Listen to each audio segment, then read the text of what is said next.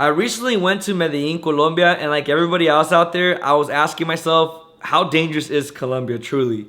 I went to my boy Capo's house where he was explaining to me that just a couple weeks prior to me arriving, two of his friends were robbed and drugged inside that same house. Now, my boy Capo actually has cameras inside of the crib. So the cameras captured it going on, and I think one of the people involved, there was 3 people involved, one of them was caught and sentenced to 5 years in prison.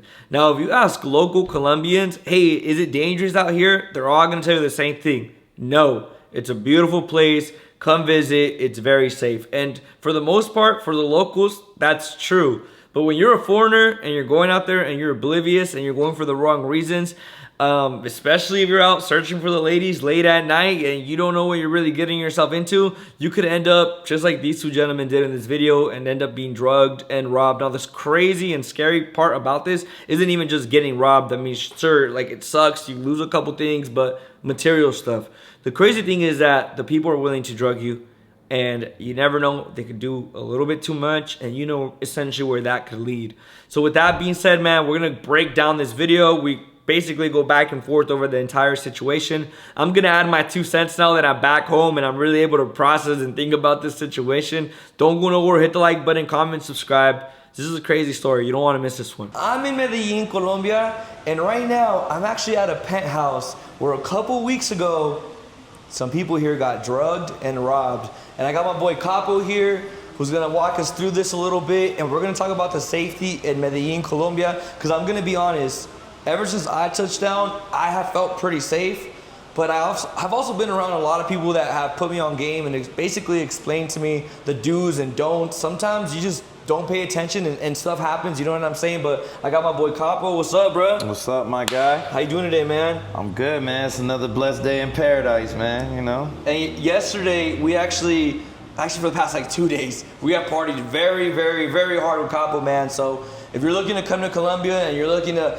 be with somebody, you know what I'm saying, feel safe and essentially go explore the city, this is the man to hit up. I'm gonna go ahead and have his Instagram right here on screen for you guys to reach out to him. If you want somebody when you come to Colombia, this is the guy to tap in with. But man, talk to me about this, Capo. What happened here a couple weeks ago, man? So basically, you know, first off, I always try to educate and teach people about, you know, the dangers of Colombia, because the dangerous thing about Colombia isn't the cartels, it isn't the gangs, it isn't the street guys, it isn't the drug dealers, it's the women. Right. The women are the most dangerous ops that you're ever gonna have out here, because they're all attractive. Yeah. They all talk that, you know, papi, papacito shit to you in your ear. Very flirty, very romantic. They're very flirty, yeah. They're very flirtatious. Their energy is always a high sexual energy. And it has a way of making the average guy, even a guy who's seasoned and travels a lot, lower their defenses, because they lure you into this false sense of security right. before, you know, the real intentions, you. you know, come out. And, you know, I've seen it happen to the best of the best.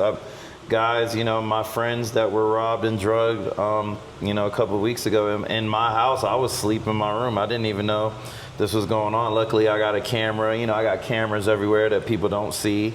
And right. I was able to catch everything on camera, and we were able to get the police. And, you know, one of the 3 were caught right there on the spot. She got sentenced to 5 years in prison. Oh my God! So it's a pretty serious situation when they catch you. It's doing serious. This Yeah. They don't play that shit. They don't want people going home telling their friends and family like, oh, I went to Colombia and I got drugged and robbed. Because that's the narrative about Colombia. That's why people think, right. oh, I'm going to go to Thailand, I'm going to go to these other places. It's more safe. It's like, right. You can be a victim anywhere in the world. You could be a victim in Thailand. You could be a victim in New Jersey. You could be a victim in Medellin. You could be a victim in Germany. Right. It doesn't matter. If you don't know what to look for and you don't see the signs, or you ignore the signs, you use your little head more than your big head, you're going to be a victim. That's just what it is. You're going to be a victim.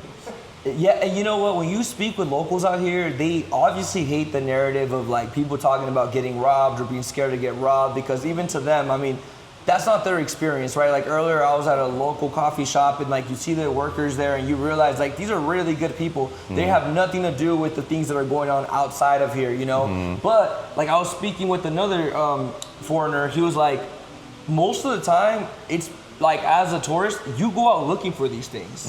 Like you're going out of your way, like getting the women and like not paying attention when you're doing these things. So it's not like it just always just comes to you and you're just, you know what I mean? No, like, most of the situations were, especially when it comes to my friends, that whole situation was avoidable. We were already in the club. They already had some decent girls that were a good vibe, good energy, trustworthy girls, and they sent those girls home and went to an after hours club, which is known to have people that are in there with bad intentions. Like it's literally the place to go if you want to get drugged or robbed. It's called Club 7. It's the after hours in Itagüí.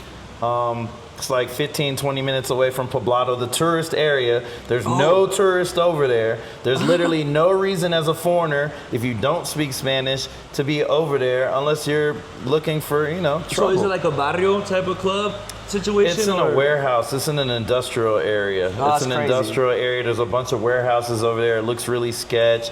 It's next to a strip club that's also a little sketch strip club. Like, have I been there? Yeah, I've been there multiple times. Never really had fun. It was just more of I'm going to go with my boys just to give them that backup because I know I'm always on point. Right. No amount of pussy is ever going to make me not be on point. I don't care what she looks like, what she got to say, what she, you know what I mean?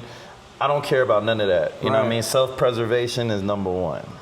And then, can you explain a little bit about how they got drugged? So I'm gonna play the video on the screen so you guys see this as he's explaining it.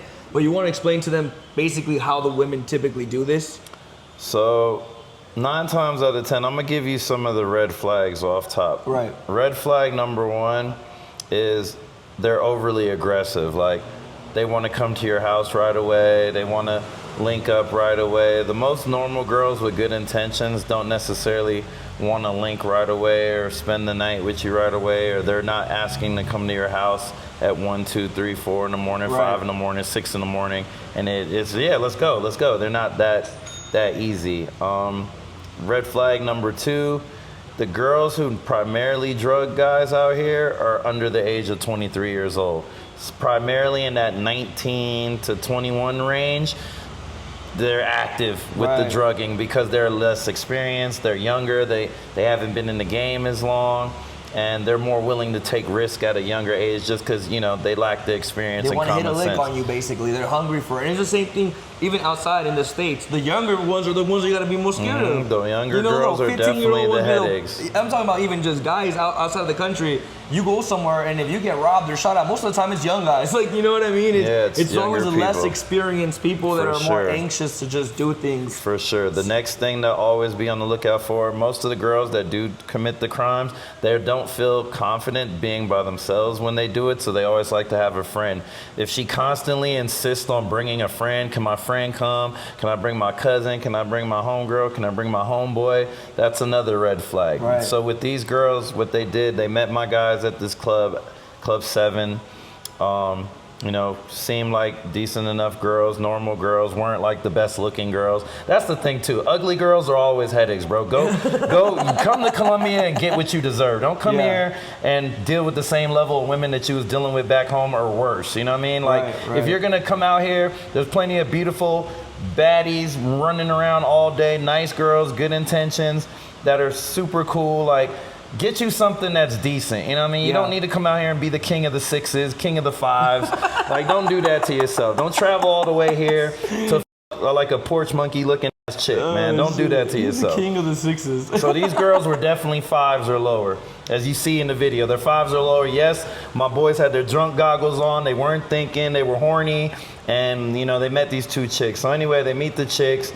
And there's a guy with them. Which is a red flag, right? At this point, that's already, they're both under the age of 21. They got this gay guy with them that's selling 2C, which is synthetic cocaine. It's just pink synthetic cocaine, a bunch of shit under your kitchen cabinet that you mix together. A lot of the girls do it out here. It's popular in Colombia to do 2C more than cocaine. They look down on cocaine out here. 2C is acceptable. You could do 2C in front of a police station and, nobody blinks an eye about it. You know what I mean? It's just That's that insane. level.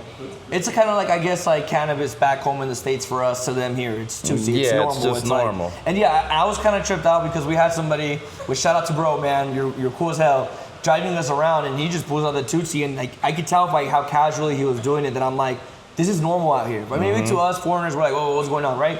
But yeah, it's normal out here, and I guess that's another thing too. Like when you're coming to another country, you got to be aware of the shit you're doing, bro. Like why would you come to another country and do a drug you've never done before with women you do not know, and then take them back to your place where you have all your valuables and shit? Like, essentially, it's a lot of common sense and you setting yourselves up in a lot of ways, I feel like, you know?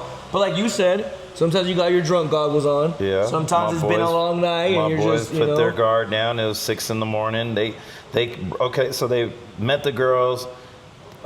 They were buying Tootsie from the guy that was with the girls, so they were able to establish like that level of camaraderie with each other in that short amount of time. Like, oh, we're doing drugs together, we're drinking together, we're having a good time. You know, at some point, my guys were like, yo, let's go back to my boy's house. Another red flag, you know what I mean? Willing to bring a random guy. The 2-man with the 2 girls makes a little bit more sense. It's, you know, it's a lot easier to watch. More manageable. You know what I mean? It's more manageable. I watch mine. It's more manageable. Bringing that 5th person, the random, you know, odd man, like he was the one that was carrying the scopamine. You know, as you can see in the video. So explain that to them. How were they drugged? Like, how did they do it? So the guy, if you see in the footage, he goes and hides in my washing machine room. Which, if you're making drinks, what do you have to hide? The fact that you're making a drink. If you're pouring a drink, pour a drink. It's openly. He didn't know that my camera sits right above my microwave because I keep black tape on the light so nobody sees that it's actually filming and recording. It's recording everything. You know what I'm saying? And basically, he had poured something into the cup. You see him come to the kitchen counter, start pouring the liquor in, and then he goes upstairs, takes the cups to the girls. The girls give the cups to my friend. My other friend, he's a little bit more on point than the other homeboy. The other homeboy is a little bit more just, you know, he just assumes that everyone has the best intentions and they don't. He's a little younger. We call that being green, guys. He's a little bit more green, you know what I mean? Good guy, but he's green. And the other homie, he's a little bit, you know, he's been here longer, but still, obviously, he wasn't thinking with his right frame of mind either. So my other friend gets drugged. We realize that he's not waking up. The people try to leave as quick as possible. They walk out. My boy realizes that his closet is torn apart. All his shit is everywhere. It wasn't left like that. They found his cash. It was about $3,000 worth of cash that he had. Like USD? Not USD, but in pesos. Okay. He's a gambler. He's a pro gambler. So he went to the casino earlier that day. But the equivalent of $3,000 The equivalent of $3,000. Which, guys, that's an absurd amount of money in Colombia. Like, $3,000 goes such a long way out here. You know what I mean? That's like a month of partying hard and eating at the finest restaurants and everything you can imagine. So that's a lot of money. That's somebody's rent for the year. That's a big lick. That's somebody's rent for the year out here. So they got the cash. They got 3 cell phones. They stole my boy's AP watch. That was about $250,000, and they took both of his Cuban link gold chains that he had, that he was wearing. They took it off of him as he was drugged. Like they literally removed it from his body. So can you explain to them what happens when you get drugged? Like, what is your body going through? Like, are you just unconscious? Are you just like so high, I guess, that everything I've never feels been good? drugged in my life. I never give people the opportunity to pour things in my mouth. If I didn't make the drink myself, I don't drink it. I don't drink with people outside of the club. That's just another thing of mine. Just, you know, just having that experience and learning from other people's mistakes, because that's what life is about. Letting other people f up and make the mistakes so you don't have to make the same mistake. You heard that one, Brandon? That's the best thing you can do in life. You know what I mean? Learn from everybody else's heartbreaks. And avoid those problems for yourself. 100%. So, yeah, they got all their shit taken. But as far as from what I've been told from several of my friends that have been drugged, they don't remember anything. It's scopamine. You only need about 2 or 3 drops of it to put a grown man out for 2 days. What the hell? You know what I mean? And most of the girls, they're not chemists. These didn't graduate from high school most of the time. They don't know how much of that stuff to pour in. They just bought it from somebody, and you know, sometimes they give you way too much. And we've had over 40 deaths in 1 year from girls overdosing guys, you know, assuming like, oh, this is a big guy, he needs half the bottle, and you know, it's an instant knockout. You needed 3 drops and you got like 500 drops. As soon as you ingest it, it's almost instantaneous knockout. Like you're a breathing corpse. No, there's other ways, right? Because somebody told me that there's like something they do where like they just put it on your skin. Like there's something that they could just put on your skin, or I think somebody says. I think you guys are talking about the you know, yeah. like I mean, the pixie dust. they call it devil's breath, but most people, it's a lot harder to drug somebody that way. It's more, you know, in your face. That's very direct, very versus me just pouring a couple drops in your drink and just letting you casually ingest it over time, and before you know it, you're, I don't feel so good, I feel weird, and then boom, you're done. And now you know they're what I mean? running through your pockets, and they're taking running all through. your They could take their valuables. time. I've seen girls, you know what I'm saying, they linked up with one of my boys 3 times before they robbed him. It wasn't the first time, wasn't the second time, it was the third link up for sex. The 2 girls, you know, Damn. one got naked, started massaging him, you know, taking her, keeping his attention. The other one poured the stuff in the drink. By this time, by the 3rd day, they've learned your phone passcode. Hey, I need to update the music. I want to play music off your phone. Give me your code. Right. Now they know the code. They have access to all your banking, all your crypto, all your, you know what I'm saying, everything. And that's how what you get happened to got. my boys. They wiped his accounts clean because now they had the code, you know, to get into the phone. Yeah, I'll give you a prime example. Yesterday, we're leaving the club, and the Uber came. I had called it on my phone. I was at the store still trying to buy something. So Brendan's like, "Here, let me take your phone." I was like, "Fine," but I had my Meta glasses, right? And then I heard typing on my phone, like like really fast typing. So I looked back over, and Brendan had given the phone to the girl he was with. And I'm like screaming at Brendan from the inside. I know you were, but this is just a prime example. But I was like, inside, like, Brendan, grab my phone. Like, take it out of her hand. Like, do not give my phone to any of these girls. And another thing, bro, that I noticed that I was really thinking about yesterday, everybody out here is on the translator app. Yeah. So they're giving the phone back and forth in between the girls. And in my head, I'm like, bro, that's like, if you're drunk at the club and you're not paying enough attention, in between, every time they get the phone back, I feel like they could be completing steps. You know what I mean? Like, step 1, I got your Cash App open, right? Go back to the app, all right? You go back, okay, now I'll put my Cash App in. Like, they can easily get you at that point, bro, because you're quite literally yourself giving them your phone. And it's just the norm out here for everybody to be using that translator app to talk to these girls. Most of the girls use their own phone. You use your phone, you show her what you're saying, she shows you, you know, she writes back on her phone. But there are times I've seen guys, you know, that literally just give the girl the phone and walk away. Bro. Walk away, go to the bathroom, go to the bar, and the girl's holding their stuff, or they leave, you know, whatever laying around, and, you know, they just assume that, you know, everybody has the best intentions, bro. And you have to treat everybody like an op, bro. You got to treat everybody with a level of skepticism until they prove and chop down that skepticism tree, and then it's like, okay, you're somewhat trustworthy enough. And somewhat, you said it, because I mean, I've had friends, bro, that I've known for 5+ years. And then like the 5th year, you see, you know, a different side of them where you're kind of like, what the hell? So even like you said, even somewhat trust them, bro. There's still a level where you always kind of, you know, you can't be too naive. And I'm gonna show you guys something real quick, just to add to context here, okay?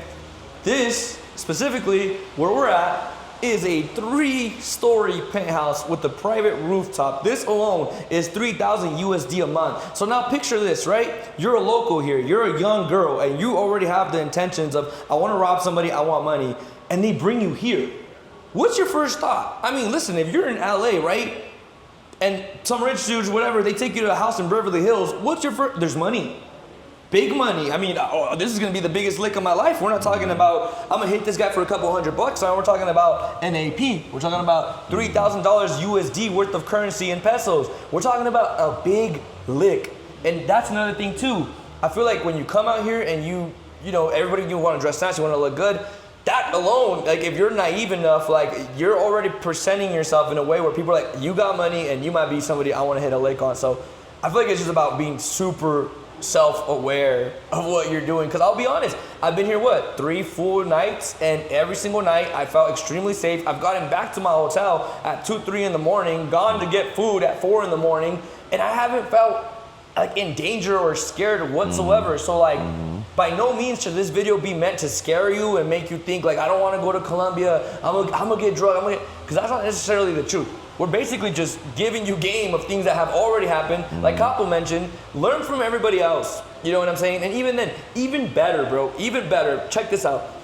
If you're still skeptical, hit a Capo. be with somebody, bro. Be with somebody that knows it. You know what I'm saying? That's gonna be able to be there and be extra eyes for you. You know what I mean? I had a guy ask me he had asked me about my hosting fees and booking me, and he was like, "So, what is the advantage of paying you when I could just go to Colombia by myself and figure it out for myself?" And I said, "You absolutely can go figure it out for yourself. At the end of the day, if I was going to the moon, and there's a guy with me who's been to the moon for 3 years and knows everything about the moon, wouldn't it be to your advantage to have that guy take you to the moon? Or would you rather just go figure it out by yourself?" Yeah. Of course, you're going to be in a better position taking this guy. He's been through all the scenarios. He's seen the good, the bad, the ugly. He knows the games. I know when people are trying to extort you. I know when nightclubs are trying to overcharge you and double charge you for things. I know when a girl is trying to set you up and, put you in a bad position that's going to, cost you a lot more money in the long run than you just calling me and saying, "Yo, Capo, I'm coming to Medellin. I need you to show me around," even if it's just for one night. You don't need me for the whole stay, but let me just give you the training wheels and the free game, so that way you can avoid these situations. You can avoid getting robbed. You can avoid getting drugged. You can avoid being overcharged when you go to a restaurant or a bar, which is very common for tourists. Be aware, that's very common. For basically, sure, there's definitely a gringo tax. Yeah. There is a gringo tax. They know that you don't understand the currency, you don't understand the money, so they'll add another zero on there or two sometimes, just because they know that you don't know any better. And you know what's so crazy, bro? Even just hanging out with you for the last 2 days, I feel like I've learned so much being around you guys. Where I have a different kind of confidence walking around by myself. For sure. I'm moving around more aware, less scared, but very aware. You know what I'm saying? And you're more advanced than a lot of the people because you actually do travel. Right. And you speak the native tongue, which is the most important thing. Which helps a shit ton, because I can hear if they're talking speak some Spanish shit. is not vital, but it's definitely the greatest asset that you have as a tourist coming to a Latin American country. Knowing when people are trying to get over on you, or knowing when there's people that talk around me and think I don't understand Spanish. My mom is Hispanic. I grew up in a Spanish household. I've lived in this country for multiple years. I lived in other Spanish countries. So I understand enough to know when you're trying some shit. And I've called people out on it in their own language, and they're shocked, "Oh my God, how the fuck do you, oh, I'm sorry, I didn't know that, I'm not green. I know this shit. I know what you just said, bro." Even when you hop in the Uber and you talk to them in Spanish, or you go to a restaurant and you're ordering in Spanish, it's already in their head. They're already okay. That's one level of protection in a sense that you have for yourself, because now they know that that's one thing they can't get over on you with. You know what I'm saying? So, 100%. But what's so crazy, bro? This could be an hour-long video about safety and precautions. Can I say one thing, bro? Yeah. I don't think that many people are trying to get over on you, bro. I honestly believe that these people have good hearts, bro. Y'all are painting this picture that 90% of the people have good intentions, but you're not going to meet those 90% in Poblado. The people that come to this area are trying to make money.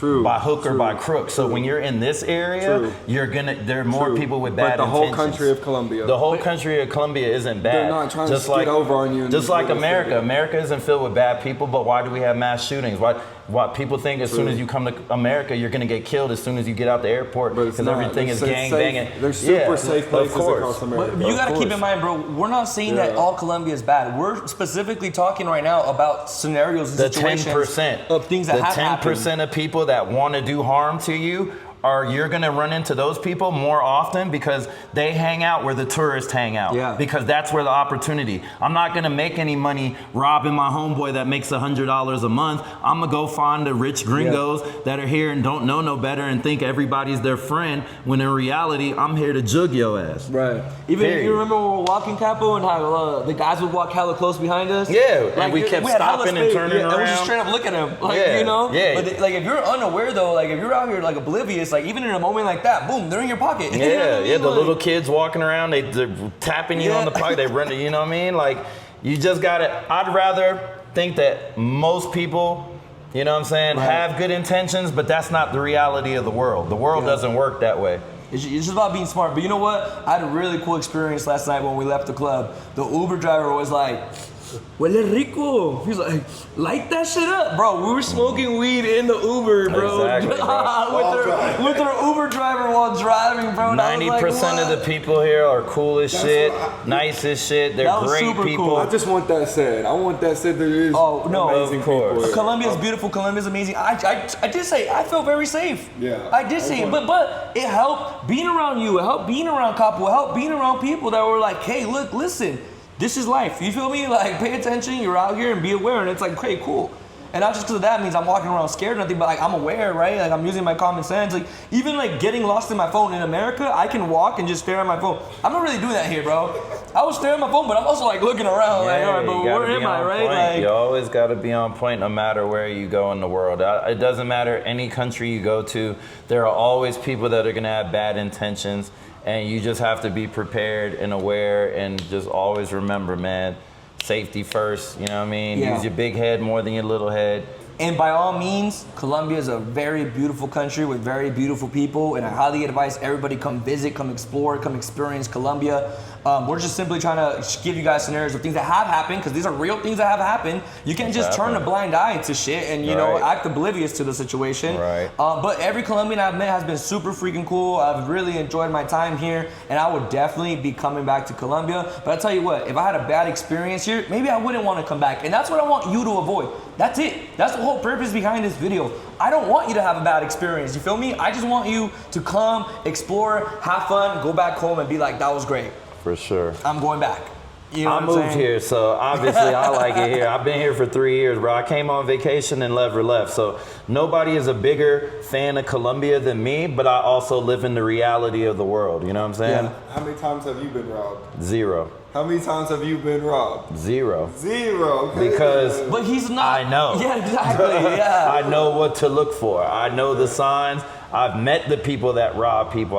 It happened in my home. How many people have I robbed? Got robbed once. I did get Once. robbed. And where? In Colombia. Okay, so you sitting here trying to tell people, Bro, like, but just don't also, worry about it. Like, it depends what.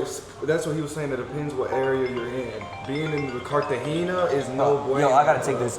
So as you can tell, my phone ringed in the end of the video here, but my boy's right. He's just getting his point across that not all Colombia is dangerous, and you shouldn't go to Colombia with the fear of like, I'm gonna get robbed or something's gonna happen to me.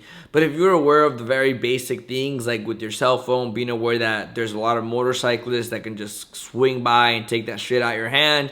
Well, for example, we were eating at a restaurant, and my same friend right now that's talking about Colombia being safe and so forth had money on the table ready to pay. Somebody ran by, snatched it off the table. Whose fault was it really? It was definitely my homie's fault, because why do you got money at the table? You know, like, it's little things like that, very much petty crimes that you got to be careful with. Now, when you're talking about more serious things happening, they're always the same story like you're hearing now. They took girls back to the Airbnb, this and that, and mainly having more than one person around. So it was 2 guys, and they brought back 2 girls plus a 3rd guy that was with the girls. As you can see in the video, he's the one that's mixing the drinks. He's the one that's doing the situation while the other girls are distracting the guys. So that's a very, very, very big red flag. And really just like, be careful with your drink. If you're out and about and you left your drink unattended, don't drink it no more. Order yourself another one, you know? You gotta be aware. You gotta be one step ahead and just don't be naive. But by all means, go enjoy and have fun in Colombia. I hope you guys enjoyed this video. Hit the like button, comment, subscribe. I'm out.